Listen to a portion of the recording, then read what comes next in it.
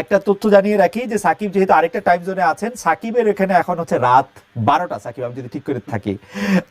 না, না, দুইটা। রাত দুইটা। 2টা? ও, রাত 2টা। সাকিব এতক্ষণ মানে আমরা উনার কাছে যা শুনেছি যে দুই মেয়েকে সময় দেওয়া এবং নানা কারণে উনার ব্যস্ত জীবনী যাচ্ছে। তারপর আমরা আমাদেরকে সময় দিয়েছেন, সাকিবকে অনেক ধন্যবাদ। তো সময় দেওয়াটা নিয়ে একটা ছোট গল্প আছে, গল্পটা আমি আপনাদেরকে একটু বলি। সাকিব আছেন সামনে, আমি অনেক মানুষকে ইন্টারভিউ করেছি আসলে জীবনে, বা অনেকে প্রশ্ন করেছি, কিন্তু সাকিব আল হাসান ব্যাপারটা এরকম আমার কাছে যে যখনই সাকিব আল হাসানের সঙ্গে আমার দেখা হয়েছে, আমি সাকিব আল হাসান একটা লম্বা ইন্টারভিউ করেছি আসলে 2016 সালে, প্রায় 3-4 ঘন্টা ধরে ইন্টারভিউ করে এটাকে 3-4 পর্বে টেলিভিশনে দেখানো হয়েছে। কিন্তু আমি সারাক্ষণই অনেক নার্ভাস ছিলাম, সাকিব আমাকে নার্ভাসনেস কাটাতে সাহায্য করেছে নানাভাবে, নানা কথা টথা বলে। এখনো আমি যথেষ্ট পরিমাণে নার্ভাসই আছি। এবং সাকিব যখন রাজি হলেন যে হ্যাঁ আমাদের সঙ্গে উনি কথা বলবেন, তখন আমার মনে আছে যে আমাদের প্রযোজক আরাফাত আর আমি এটা নিয়ে আলোচনা করতেছিলাম এবং বলতেছিলাম যে সাকিব রাজি হওয়া মানে আমাদের জন্য এটা অনেক বড় ব্যাপার। কতক্ষণ পরে আমার কাছে একটা মেসেজ আসলো যে সাকিব আল হাসান তো আমাদের কাছে জানতে চেয়েছেন যে আমরা এর জন্য কত টাকা দিব।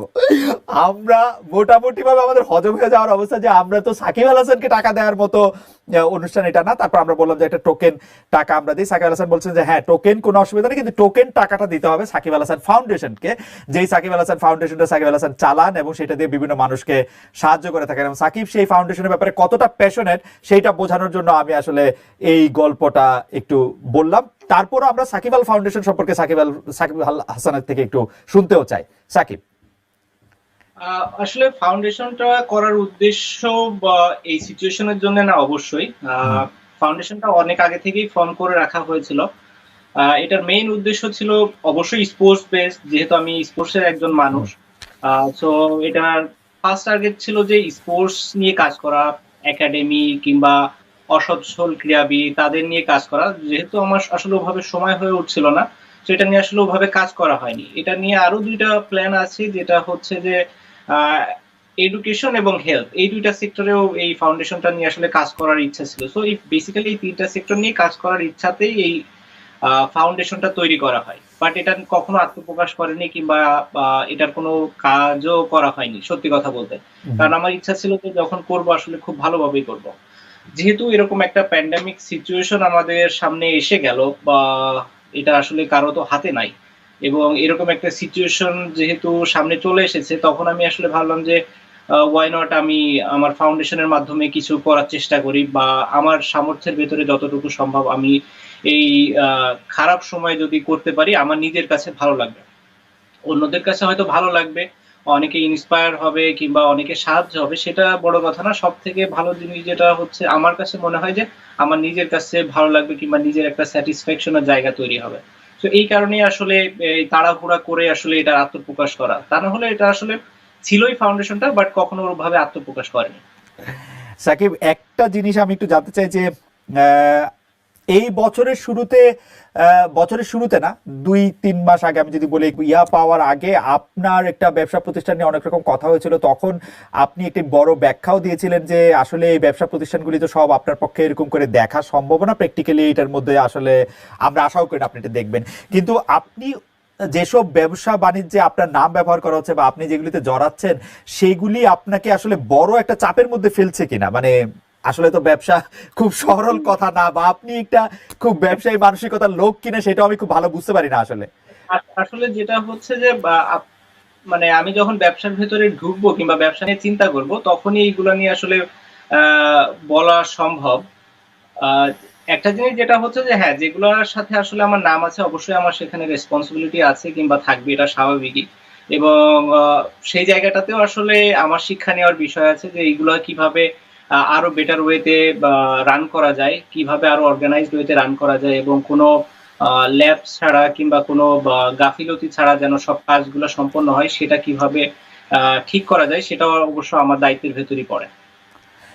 সাকিব, আরেকটা জিনিস আছে, আপনার বন্ধু দীর্ঘকালের, আমি যদি বলি যে আপনারা একসাথে অনেক লম্বা সময় খেলেছেন, তামিম।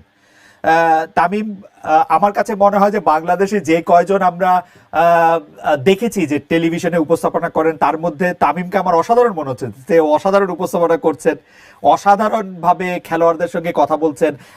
ইতিমধ্যে মাহমুদুল্লাহ রিয়াদ, মুশফিক, মাশরাফি, কাল কিছু সিনিয়র ক্রিকেটারের সঙ্গে কথা বলেছেন, আপনার সঙ্গে আপনি সেগুলি দেখেছেন কিনা, আপনার সঙ্গে তামিমের এরকম কথা হওয়ার কোনো জায়গা আছে কিনা, এটি একটু বলে আমি মূল প্রসঙ্গে আসি যেটি বলতে চাইছি। আমি পর্ব যদি বলেন তাহলে মনে হয় দুইটা পর্ব দেখা হয়েছে, যেহেতু আসলে টাইমের ডিফারেন্স থাকে, পরে অবশ্যই ইউটিউবে দেখা যায়, এবং যে দুইটা পর্ব দেখা হয়েছে আসলে পরে ইউটিউবেই দেখা হয়েছে। যেটা হয় যে আসলে দুই মেয়েকে সামলানোর পরে যতটুকু সময় থাকে চেষ্টা করি নিজেকে কিভাবে দেয়া যায়। বাচ্চা দুইজনই এখন ঘুমের অবস্থায় আছে, দুই বাচ্চাই মানে ঘুমিয়ে পড়েছে। তো যদিও ছোট বাচ্চা উঠে যাবে, ও হয়তো নেক্সট 1-2 ঘন্টার ভেতরে উঠে যাবে। নর্মালি প্রতি 3 ঘন্টা পর পর উঠে খাই, ডাইপার চেঞ্জ করতে হয়, এবং তারপরে আবার ইয়েতে যায়, ঘুমায় যায়। সো এই কারণেই একটা ব্রেক আসে, এই কারণে আসলে টাইমটা আপনার সাথে ওইভাবে অ্যাডজাস্ট করা।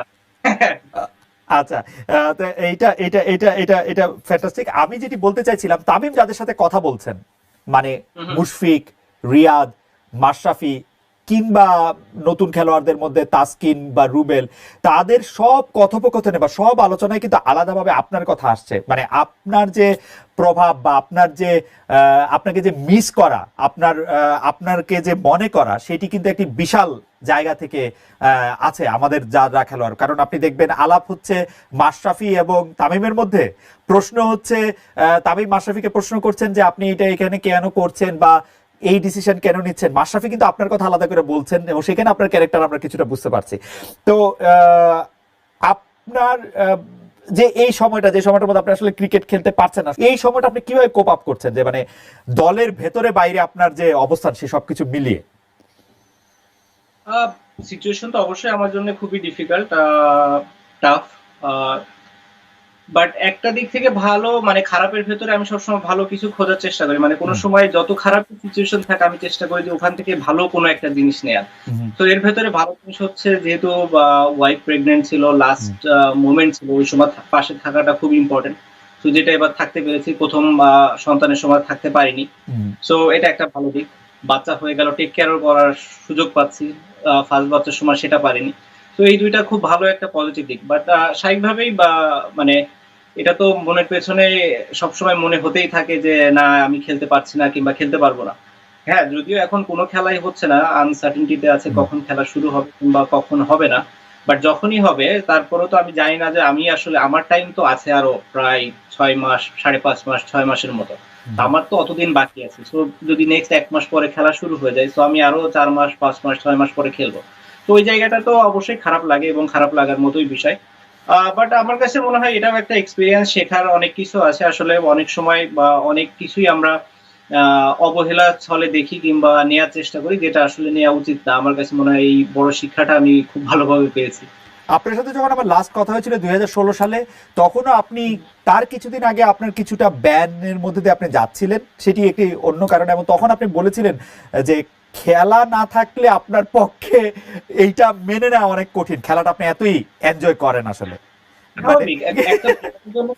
আসলে থাকাটাই সব থেকে বড় ইম্পর্টেন্ট, মানে মাঠে না যাওয়াটাই হচ্ছে সব থেকে কষ্টের বিষয়। ধরেন আমি খেলছি, কোথায় খেলছি অত ইম্পর্টেন্ট না, আমি যে খেলছি এটাই আমার কাছে ইম্পর্টেন্ট। সো ওই জায়গাটাতে যখন আপনি যেতে পারছেন না কিংবা খেলতে পারছেন না, স্বাভাবিকভাবে অনেক অনেক খারাপ লাগার বিষয় এখানে থাকে। সাকিব, আপনার কাছে আরেকটু সিরিয়াস বিষয়টা কথা বলি। আপনি সর্বশেষ আমরা দেখেছি যে আপনি খেলোয়াড়দের অধিকার নিয়ে একটি সংবাদ সম্মেলন করেছিলেন, খেলোয়াড়রা আপনাদের পাশে ছিলেন এবং কিছু কিছু বিষয় যেগুলি খুবই যৌক্তিক বোর্ডের কাছে আপনি আসলে উপস্থাপন করেছিলেন। সেই উপস্থাপন করে আপনি যেই দাবিগুলি জানিয়েছেন তার কতগুলি মানা হয়েছিল সঙ্গে সঙ্গে, তার কতগুলি কিছুদিন পরে মানা হয়েছিল, সেই দাবিগুলি সম্পর্কে বা সেই বিষয়গুলি নিয়ে আপনি আর কোনো খোঁজ রাখছেন কিনা, বা কেউ আপনার কাছে আর কোনো কিছু বলছে কিনা, আপনার কাছে কতটা কি মনে হচ্ছে যে সে দাবিগুলি কতটা মানা হয়েছে? আসলে আমি শিওর যে প্লেয়াররা সবাই সবার সাথে তো ডিসকাস করেই, বাট আমার কাছে মনে হয় যে মোটামুটি বেসিক যে চাওয়া পাওয়া প্লেয়ারদের ছিল সবগুলাই ফুলফিল হয়েছে। দুই একটা হয়তো যেটা হয়নি, যেটা হতে আসলে সময়ও লাগবে, তো ওইটার জন্য আসলে ওয়েট করতে হবে। আর বাকি বেশিরভাগই চাওয়া পাওয়া তো আমার মনে হয় যে ফুলফিলই হয়ে গিয়েছে। এই কারণে প্লেয়াররাও সবাই খুশি, তারা এখন চায় যত বেশি খেলা হোক এবং মাঠে থাকতে।